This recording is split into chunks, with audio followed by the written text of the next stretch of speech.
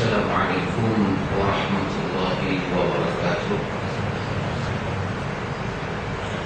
Alhamdulillah, wassalatu wassalamu ala rasulillah Nabiina Muhammad wa ala alihi wa sahbihi wa man nasarahu wa wala. Allahumma ati nafsi taqwaha wa zakkiha Anta khairu man zakkaha Anta waliyuha wa maulaha. Amma ba'd. Alhamdulillah, ikhwatul iman, limpah kurnia daripada Allah ini begitu banyak untuk bisa ikhwan. Salah satu daripadanya Allah memberi kepada kita ini nikmat-nikmat yang zahir dan nikmat-nikmat yang batin. Wa asbagha alaikum ni'matan zahiratan wa batinah. Allah menyempurnakan nikmatnya yang zahir dan nikmatnya yang batin. Wa minan nasi man yujadilu fillahi bighairi ilmin wala hudan wala kitabin munir. Tapi manusia ini dia ada satu penyakit. Dia suka membantah Tuhan dia tanpa ada ilmu, tanpa ada petunjuk, dan tanpa dia ada kitab yang boleh menerangkan kehidupan dia. Ikhwatul iman, satu daripada benda yang Allah sebut kepada kita dalam wahyu yang diturunkan ke bumi ini berkenaan dengan saum Ramadan ini. Allah katakan, "Faman tatawwa'a khairan fahuwa khairul lahu." Allah kata siapa dengan rela hati berpuasa, maka puasa itu sangat baik untuknya. Siapa dengan rela hati berpuasa, maka puasa itu sangat baik untuknya. Dan ikhwatul iman, seperti para ulama kita sebut, belum tercatat dalam lembaran sejarah ini apa-apa yang diperintahkan oleh Allah kepada hamba-Nya, apa-apa yang dilarang oleh Allah kepada hamba-Nya. Kalau hamba itu menegakkan perintah, menjauhi larangan, belum tercatat dalam sejarah kehidupan apa-apa yang Allah suruh hamba itu buat kemudian yang mendatangkan mudarat kepada hamba itu, belum tercatat. Apa-apa yang Allah Ta'ala larang hamba daripada mendekati, Allah tak benarkan hamba itu melakukan benda itu, tiba-tiba hamba itu melakukan, hamba itu melanggar perintah Allah, kemudian dia mendapat manfaat daripada pelanggaran itu. Sejarah belum membuktikan lagi. Kerana apa-apa yang Allah Ta'ala perintahkan kepada kita, sifat dia bermanfaat. Apa yang Allah suruh kita jauhi, sifat dia bermanfaat untuk kita. Apa-apa yang Allah suruh kita laksanakan, pelaksanaan itu menghindarkan mudarat. Apa yang Allah larang kita daripada melaksanakannya, dengan tidak melaksanakannya kita selamat daripada ancaman dan mudarat.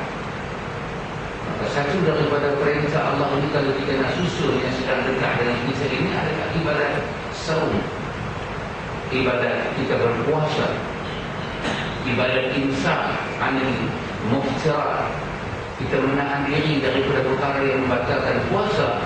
Allah Ta'ala katakan, "Faman tatawwa'a khairan fahuwa khairul lahu." Siapa dengan rela hati, dengan tatawwu', dengan rela hati, dengan suka hati, termasuk di dalam ibadat berpuasa, maka Allah katakan itu baik untuknya, itu sangat baik untuknya. Dan jemaah sekalian, semua kita tahu, kita setuju pada menyatakan bahawa setiap perintah-perintah Allah Ta'ala itu dia ada maqasidnya, dia ada maksud yang tersendiri. Sehingga kan satu perintah dengan satu perintah dia akan melengkapkan ketaatan kita kepada Allah. Kita dah salat, datang ibadat saum Ramadan. Ibadat saum Ramadan dilengkapkan dengan ibadat salat, maka dia menambahkan kesempurnaan ketaatan kita kepada Karena itu mungkin salat, mungkin kita zakat, mungkin kita berpuasa, nanti kita akan dapat melihat apa yang Allah Ta'ala rancangkan untuk kita itu adalah sesuatu yang baik. Imam dikatakan dirikan salat, keluarkan zakat, infaklah harta kamu. Ini Allah Ta'ala katakan daripada awal lagi, ini adalah jalan orang-orang yang bertakwa. Hudan linnas, ini adalah jalan kepada manusia. Ini juga dikatakan hudan lil muttaqin.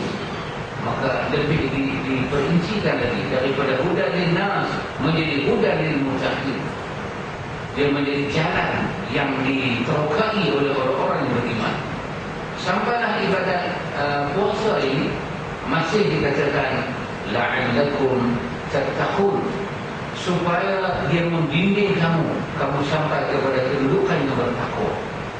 Satu orang dah selesai menunaikan saum Ramadan, ibadat berpuasa dalam bulan Ramadan, pengalaman kita yang silam-silam, sampai hari ini adakah kita boleh menyatakan saya sudah bertakwa, dah sempurna dah takwa saya? Kenapa? Kerana Allah menyatakan sebulan berpuasa itu la'allakum tattaqun.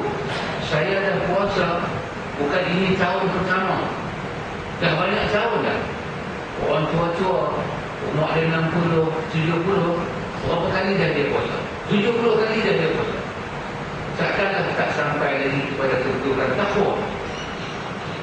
Maka mungkin orang tua-tua boleh menyatakan kami sudah bertakwa, tetapi tak seorang pun akan mendakwa demikian.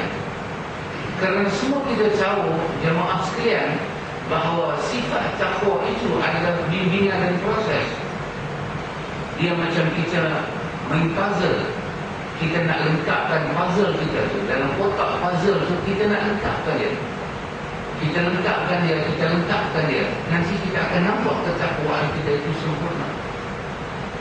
Maka walaupun puasa itu sampai pada takwa, namun pada ayat puasa Allah tidak menceritakan sifat-sifat orang yang bertakwa.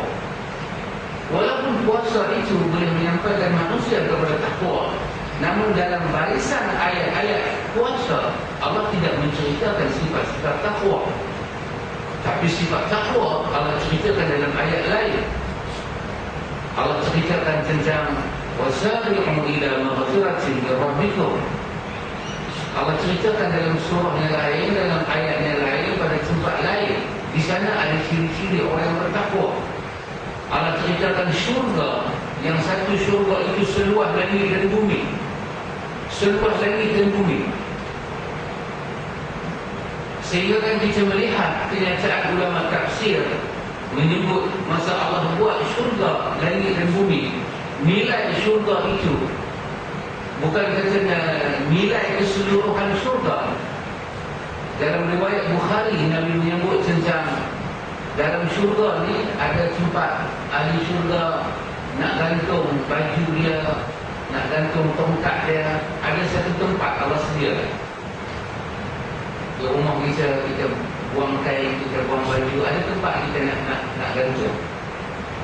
Dia disebut tempat gantungan itu dalam Sahih Al-Bukhari, bahawa dan tempat yang ahli syurga nak sangkut baju dia itu dibuat daripada emas, tempat yang nak digantung. Seolah-olah ada suatu perkataan daripada Allah, emas di dunia ni kawan, orang tak buat begitu. Kalau orang buat begitu, rumah tu akan jadi sarang, diserbu oleh penyamun dan bercuri. Jahanam untuk rumah tu. Emas berharga di dunia, tapi orang tidak akan buat begitu. Tetapi emas itu dalam syurga hanya menjadi tempat gantung baju dia. Betapa Allah mengangkat nikmat di syurga, dan Allah sedang menunjuk kehinaan di dunia. Nilai emas yang orang berebut di dunia, nilai dia di syurga buat tempat hanger dia, hanger baju. Hanger baju kita ni, ini buat daripada plastik, buat daripada benda-benda biasa. Tapi emas di dunia yang orang berebut, dalam syurga ni kadang-kadang jadi marble tempat orang berjalan.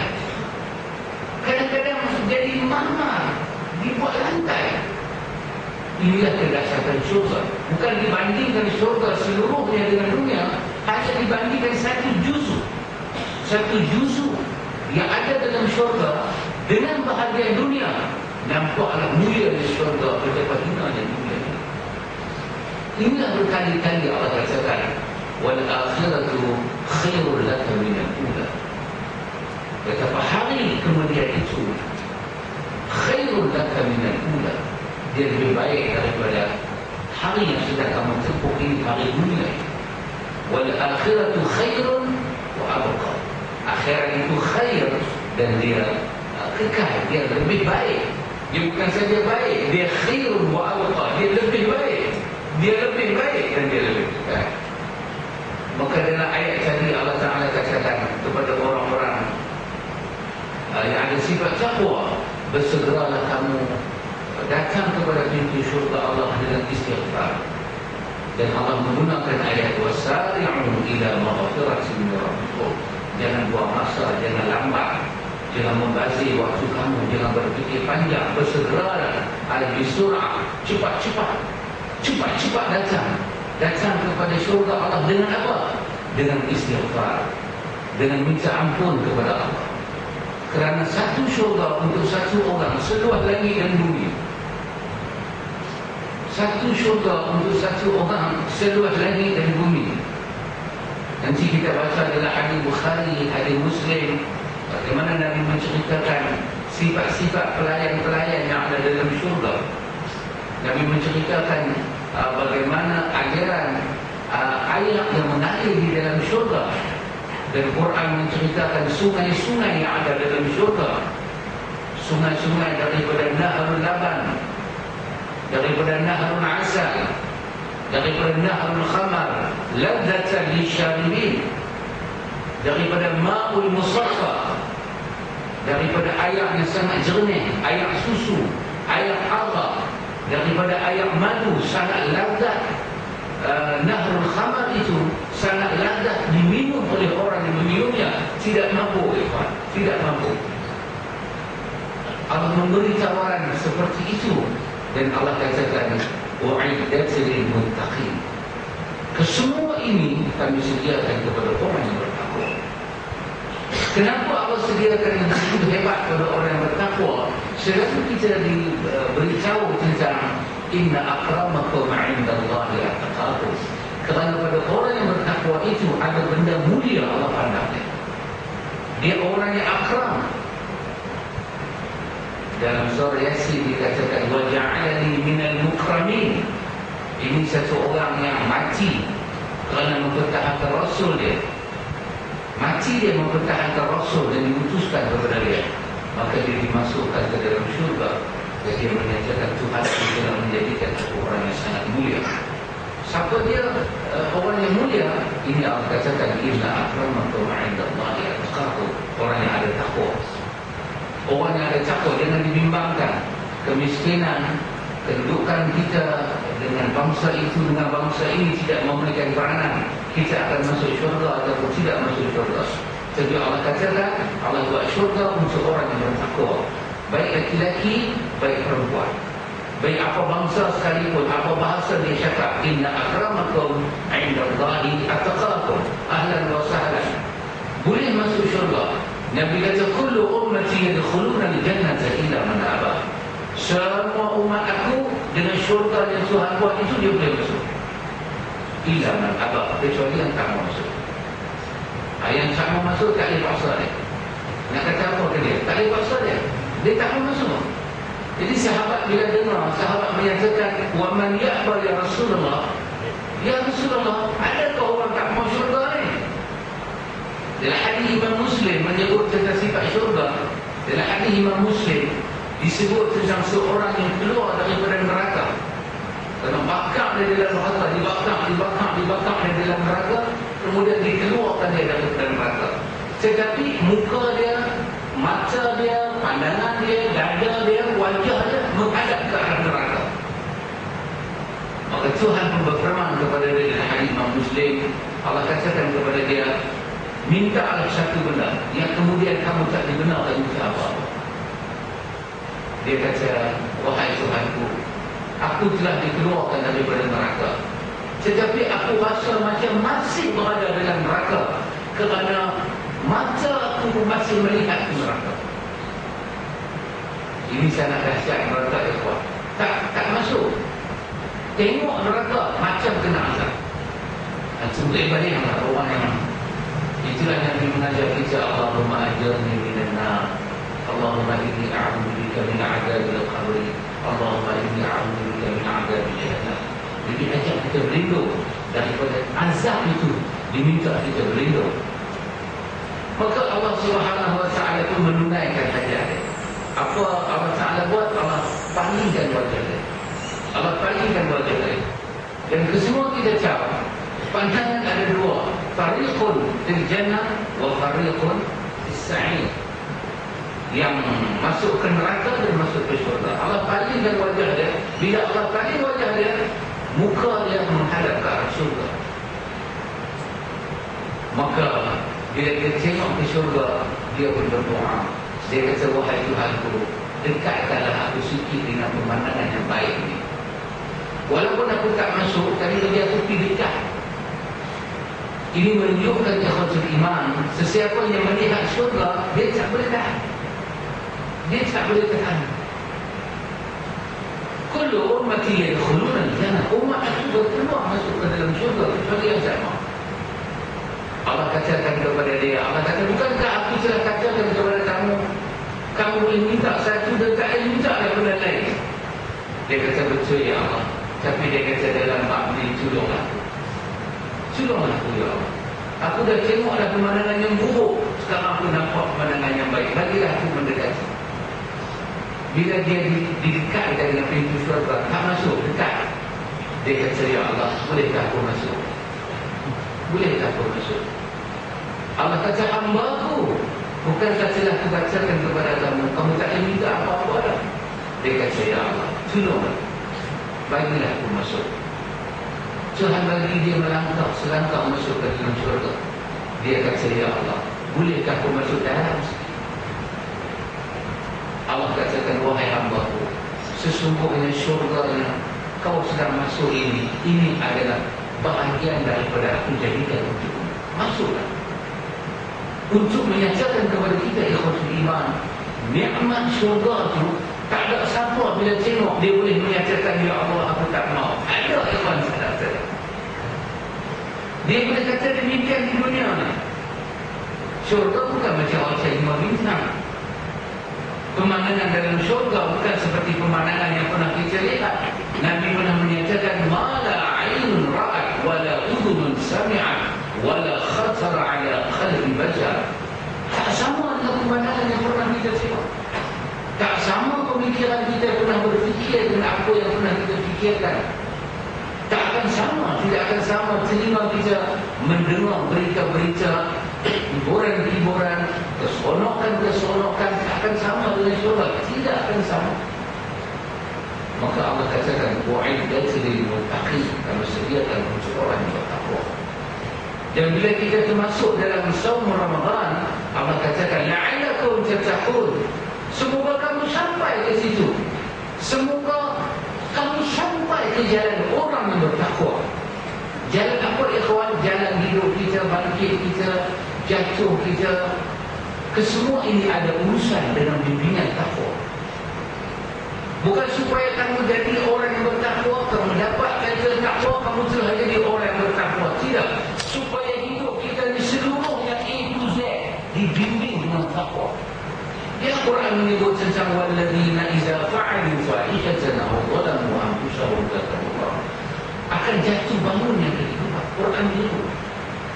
Ada orang mukmin fa'alu fahisha, dia terlibat dengan benda keji. Aw zalamu anfusahum, kadang-kadang dia menzalimi dirinya. Zakarullah. Nampak sangat dia seorang hamba dan nampak sangat dia seorang manusia. Ketika dia terlibat dengan kehidupan dunia ni yang macam-macam, zakarullah. Membezakan dia dengan orang tidak bertakwa, zakarullah, dia membetulkan hidupnya. Orang yang bertakwa ni, ikhwan, bukanlah orang yang kita katakan hebat hamba Allah ni. Hamba Allah ni sampai benda lapor tak buat langsung. Tidak, ikhwan. Kehidupan dirimpih dan dirawat dengan takwa. Kadang-kadang kita salah cakap, mukmin zakarullah, dia akan ingat pada Allah dan dia akan beristighfar. Astagfirullah. Itulah jalan orang bertakwa. Itulah jalan orang yang bertakwa. Orang yang bertakwa ni, ikhwan, bukanlah dia bertakwa kemudian dia harap dia berjalan di atas ayam. 10 tahun dah saya bertakwa, tiba-tiba tumbuh buah saya. Nak ke mana-mana, tak payah pakai fly kat Asia, terbang begitu. Itu bukan orang yang bertakwa, itu adalah dia dengan aku ajaibnya. Orang bertakwa kan begitu, ikhwan. Contoh-contoh ketakwaan di zaman Nabi, mereka berperang, mereka bertempur, mereka berjuang, mereka luka, mereka sakit. Ada yang cacat kerana perjuangan. Ada yang cacat kerana perjuangan. Mereka mati. Ja'far al-Tayyar dalam perang Mu'tah, Ma'arakatul Mu'tah, dia berlaku dalam perang Mu'tah, kedua tangannya hilang.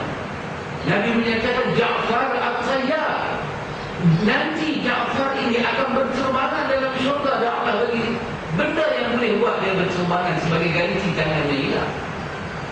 Mereka mukmin, mereka manusia, mereka bukan makhluk-makhluk asing, mereka mukmin, mereka bertakwa, mereka benarkan jiwa mereka diasuh dengan ketakwaan.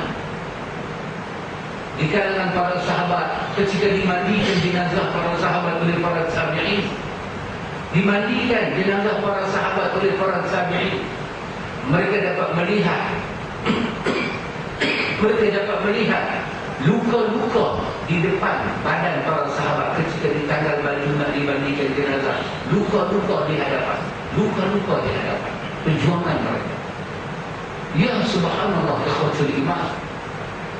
Itu yang kita belajar daripada perjalanan orang yang bertakwa. Dia merimpah kehidupan dia beristighfar. Seperti kata Abdullah bin Umar, aku duduk dalam majlis Nabi SAW. Aku duduk dalam majlis Nabi.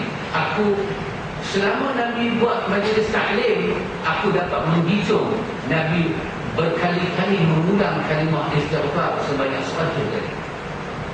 Sebanyak 100 kali. Dalam kuliah Nabi, Nabi ulang kalimah istighfar sebanyak 100 kali. Kata Abdullah bin Umar. Ini menunjukkan kepada kita, ikhwan, perjalanan kepada takwa itu. Saum Ramadan, satu daripada perjalanan kita memburu rahmat Allah Ta'ala, memburu kalimah takwa. Maka dalam ayat puasa, Allah katakan supaya kamu sampai kepada takwa. Dalam ayat lain Allah menyatakan alladzina yunfiquna bis-sarra'i wad-dharra'i wal kazimin al-ghaiz wal 'afina 'anil nas wallahu yuhibbul muhsinin. Sangat dahsyat. Ini perjalanan dia, ikhwan. Satu orang yang dah berpuasa, kemudian dia telah ada ciri orang yang bertakwa. Dia telah berjalan dengan perjalanan orang yang bertakwa. Tapi puasa bukan satu-satunya sifat orang yang bertakwa. Ada lagi alladzina yunfiquna bis-sarra'i wad-dharra'i. Orang yang bertakwa itu siapa dia? Yang Allah nak bagi syurga pada dia. Dia infak ketika dia berada dalam keadaan senang, dan ketika dia melalui kehidupan yang penuh dengan liku-liku dan kesempitan, dia kekal memberi. Subhanallah, dia kekal memberi. Orang yang salat tahajud, orang yang puasa Isnin dan Khamis, subhanallah, ini jalan takwa. Tetapi jangan lupa kita salat, kita memohon kepada Allah di tengah malam. Nabi SAW membetulkan para sahabat, mendidik para sahabat. Nabi menyatakan orang yang paling takwa kepada Allah dan mengenal Allah, aku Nabi SAW. Orang yang paling takwa dan mengenal Allah adalah aku. Ketika kita salat, ketika kita zikir, ketika kita beristighfar, kita perlu ingat orang yang paling dermawan adalah Nabi SAW. Maka sebahagian daripada perjalanan mukmin, dia akan mencontohi kekasih Allah, dia akan mencontohi Rasulullah. Di mana tangan-tangan dermawan, tangan-tangan yang diangkat memohon doa kepada Allah, tangan-tangan yang diangkat memohon ketakwaan kepada Allah, memohon ampun daripada Allah. Tangan itu juga kena menjadi tangan dermawan. Kerana bukan seorang mukmin sahaja berdoa kepada Allah. Tetapi mukmin juga memiliki tangan yang dermawan. Yadul ulya khairu min yadis sufla. Tangan yang di atas lebih baik daripada tangan yang di bawah. Ya ikhwatul iman, satu orang yang rajin puasa, satu orang yang rajin berzikir, yang rajin beriktikaf, tetapi dia satu orang yang tidak dermawan. Dia menjauhi sebahagian daripada kesempurnaan takwa. Mungkin dia ada bahagian takwa yang lain, tapi dia menjauhi kesempurnaan takwa. Sangat dermawan dia. Nabi SAW menyebut tentang orang yang memberi ini. Orang yang memberi ini, alladzina yunfiquna fis sarra' wad dharra. Orang yang memberi ketika sarra' dan dharra. Ketika dia ada, ketika dia senang, dan ketika dia mengalami zaman-zaman darurat, kekurangan wang, tapi dia kekal memberi. Subhanallah. Nanti kita akan jumpa riwayat-riwayat Nabi menyatakan da'u mardaqun bisadaqah. Da'u mardaqun bisadaqah. Rawatlah penyakit di kalangan orang yang sakit di kalangan kamu dengan sedekah. Ibn Qayyim menulis kisah yang menarik, ada wa dawa. Ada wa dawa. Sangat menarik kisah ini apa? Penyakit dan ubat dan penyakit. Kisah ni nak walaupun nama ni ubat dan penyakit, tapi bukan dia nak cerita pasal kesimanan yang hati tidak. Dia nak menceritakan penyakit hati manusia. Apakah ubat dia dan apakah punca penyakit? Kata Imam Ibn Qayyim, ketika Nabi menyebut kepada kita, da'u mardaqan bisadaqah. Kau rawatlah orang sakit dengan sedekah. Kata Ibn Qayyim, sebelum kau berdoa kepada Allah, kau bersedekah. Sedekah dan kau berdoa kepada Allah. Dan kau kena ingat dalam pemikiran kau, sedekah yang macam mana yang kau nak pertaruhkan kepada Allah sehingga dia boleh menjadi ubat kepada penyakit yang kamu cari. Sedekah macam mana ya? Antum jumpa doktor pakar, antum jumpa dia saja, antum kena bayar RM60. Jumpa dia saja, itu kelebihan doktor pakar. Betul bilik dia, jururawat panggil masuk, kita tengok muka dia, RM60. Itu zaman sebelum GST. Lepas GST RM120. RM120 tu jumpa doktor pakar, belum ubat, belum tanya apa sakit saya, doktor belum rawat. Bila dia mula bagi ubat, dia mula rawat, dia mula buat itu, antum kena bayar. Kita bayar RM200, kita bayar RM300. Kita kata Allah ubat putih macam kacang putih ya. Tapi jumlah yang kita bayar itu jumlah rawatan. Jumlah rawatan.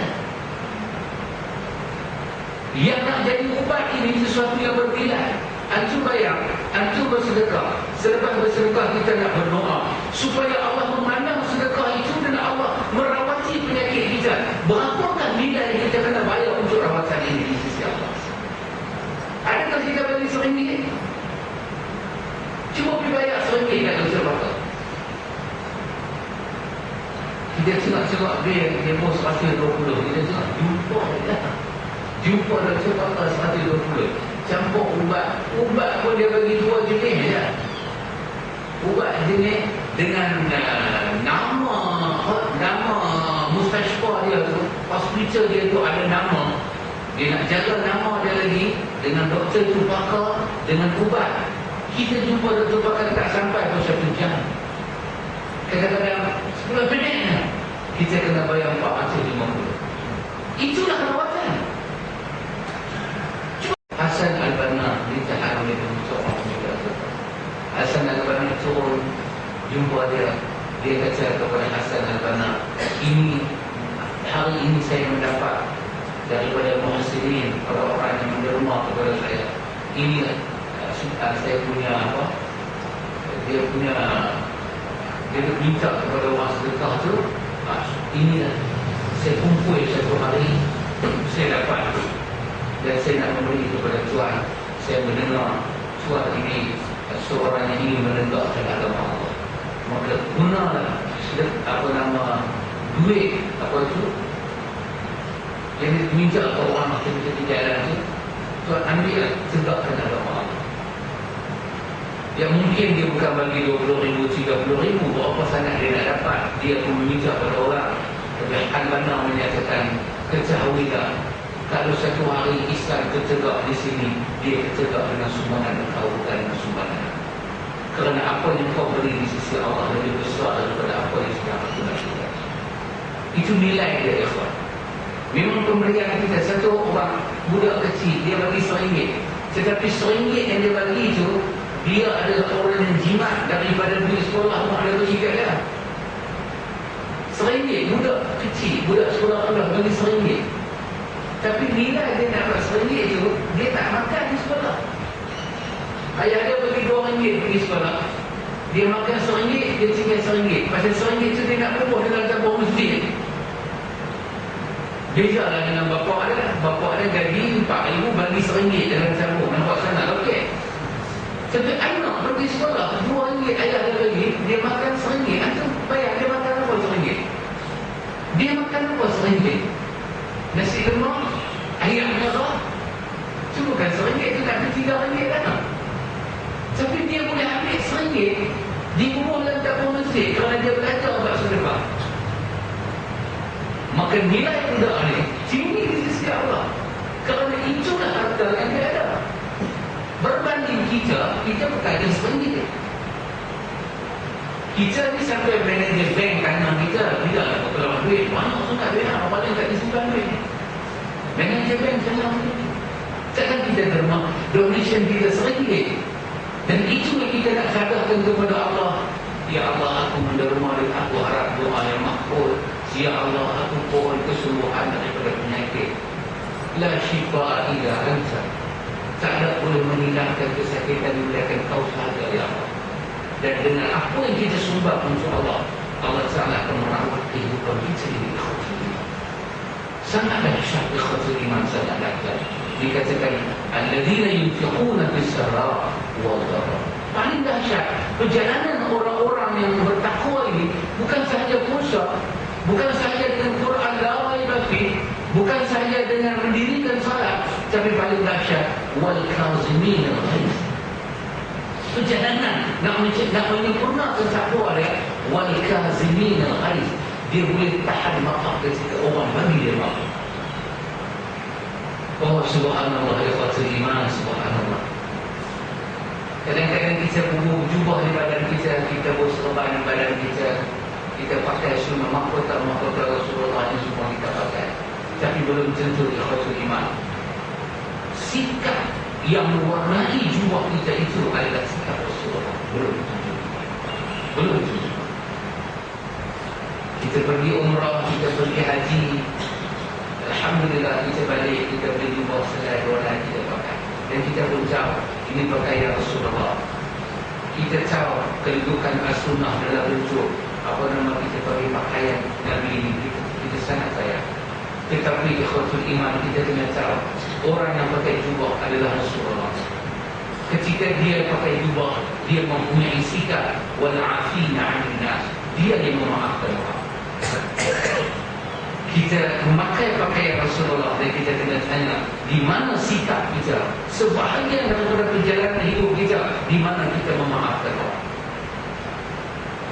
Kalau itu tidak ada ikhwatul iman, nampaknya pakaian zahir belum bertemu dengan pakaian batin. Dan ini satu kerugian yang besar. Perjalanan menunjukkan yang banyak memberi maaf kepada orang adalah Rasulullah. Manakala perjalanan kita menunjukkan paling banyak yang berdendam dengan orang adalah kita. Adalah kita. Ini saya katakan perjalanan nak sampai kepada takwa. Macam mana antum kita nak belajar maafkan, memberi kemaafan kepada orang? Bukan senang takwa. Bukan sikit kesalahan yang buat kat kita. Bukan sikit luka di hati kita ini. Antum boleh bayang dalam hadis Imam Muslim. Dalam hadis Imam Muslim menyebut ketika Nabi duduk dengan para sahabat, tiba-tiba dikatakan kepada Nabi, ya Rasulullah, jom kita pergi ziarah Abdullah bin Ubay bin Salul. Dia sakit, ya Rasulullah. Antum bayang kita sebut nama ni, apakah tragedi paling besar dalam hidup Rasulullah? Bila sebut nama kita pun ada nama orang, ikhwan. Bila kawan sebut nama tu ke kita, yang boleh kita buat, dia keluar. Dan Macam mana DVD dalam kepala kita dia keluar. Oh, orang Filipina kata Dewi buat dajjal, kata banyak orang kata. Ini buat dajjal, kata banyak orang kata. Antum boleh bayar ikhwatul iman. Peristiwa yang paling besar, surah An-Nur turun kerana orang ni telah menuduh hadithul ifki. Allah kata hadal buhtanul azim. Ini pembohongan yang besar menuduh ummahatul mukminin Aisyah radhiyallahu anha dengan tuduhan berbau zina. Apa yang jadi dengan hadis Ibnu Majah menyebut hampir rosak rumah tangga Rasulullah. Rasulullah hantar Aisyah balik ke rumah Abu Bakar dan tidak menyapa Aisyah radhiyallahu anha. Aisyah kata, kalau aku batuk, kalau aku tak Nabi lah orang pertama akan tanya. Tapi setelah berita ini datang masuk di kawasan Madinah, aku sakit Nabi buat kacau. Benar tu merusikan jiwa Nabi. Ni siapa yang ada WhatsApp dengar ni? Hamba tak baik lah. Ini lah Raisul Munafiqin ni. Dia ada WhatsApp semua dia orang. Antum bayang tiba-tiba tengah duduk peristiwa berlaku lama dah. Tiba-tiba orang kata, ya Rasulullah, Abdullah bin sakit, wahia Abdul Sadiqah. Dia duduk di hujung kampung, anak pergi tapi dia lari. Kalau antum duduk tempat itu, tak ada antum di mana?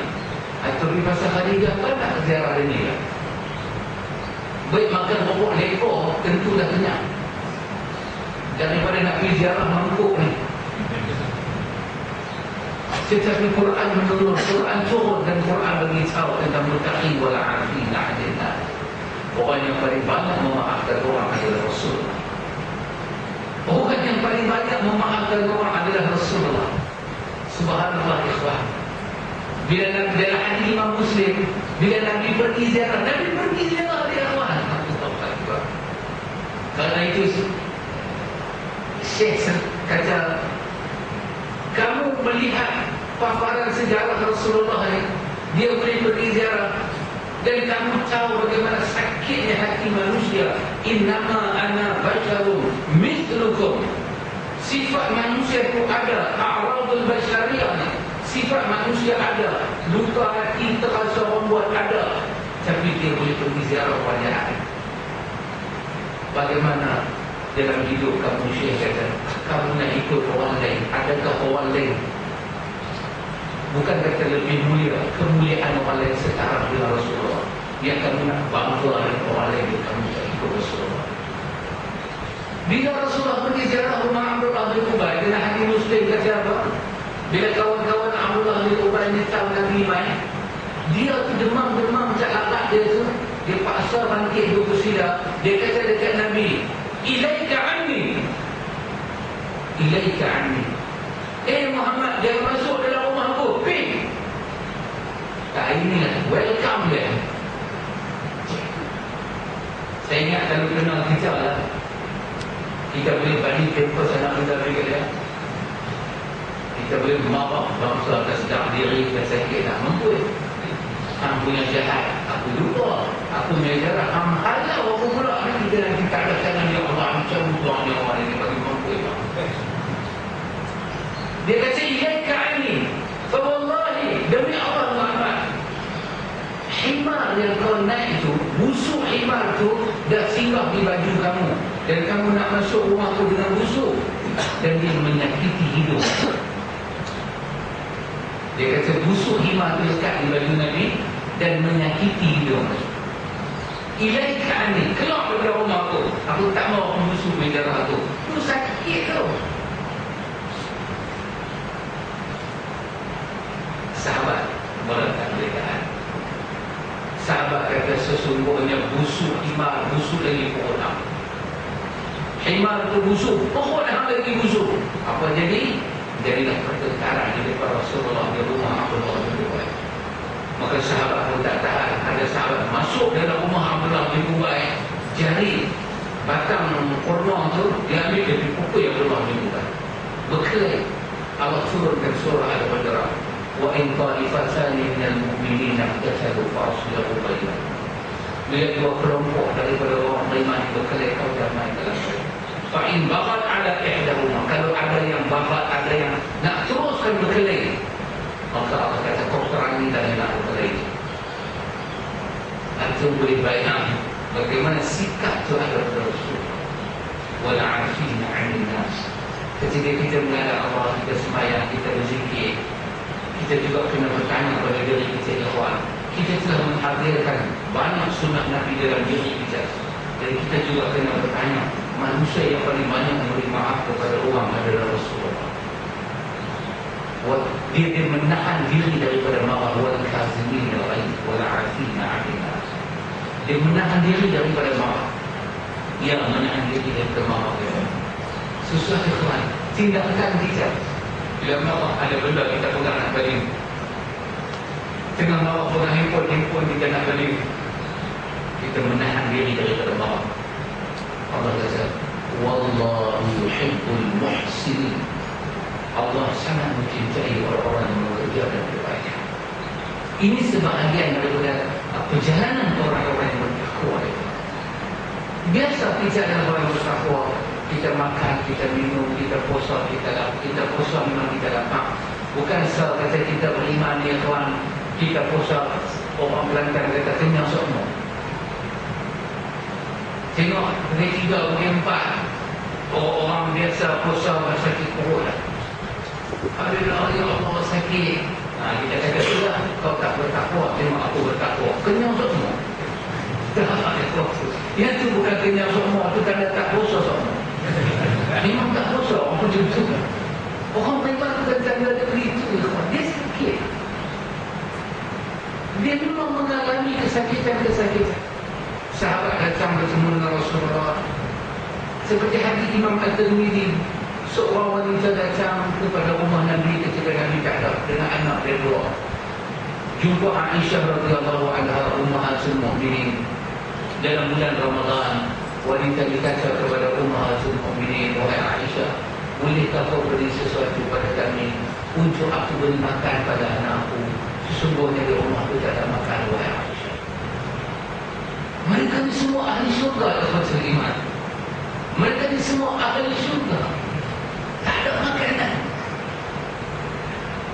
Tapi tak berlaku benda pelik. Kalau kita baca sejarah Tuk Wali ni banyak benda pelik. Tak ada makan. Masa lagi kurma berterbangan. Kurma datang. Dia ni bukan kerana takwa, ni dia belajin. Orang mukmin bukan belajin Tuhan. Dia menjalani hidup sebagai mukmin. Tak ada duit. Tawakal dia kepada Allah. Itu Allah Ta'ala menyebut, wa man yatawakkal 'ala Allah fa huwa hasbuh. Kau tawakal pada aku cukupkan. Kau tawakal pada aku cukupkan kehidupan kau. Inna Allaha balighul amri. Bukankah Allah yang menyampaikan seluruh urusan hamba-Nya? Inna Allaha balighul amri. Allah yang menyampaikan semua urusan hamba-Nya. Mukmin ini dia mempunyai jiwa ni, ikhwan, macam dia sentiasa berjalan dengan takwa.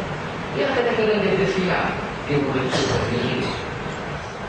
Bukan tidak tersilap, ada khilaf di kalangan mukmin, khilaf kehidupan, pencerahan pandangan, termarah dia. Dia pun tak berapa suka dengan beberapa tindakan kawan-kawan dia, menyebabkan dia marah, dia luka hati. Tetapi berlaku tidak berpanjangan, dia kembali buat U-turn, ikhwan. Inilah kita katakan dengan ciri bertakwa. Selama-lamanya ikhwatul iman, kita nak duduk di atas perjalanan yang seperti ini, Allah, supaya agama ini merawat kehidupan kita. Sehingga kan apa yang kita miliki, kekuasaan,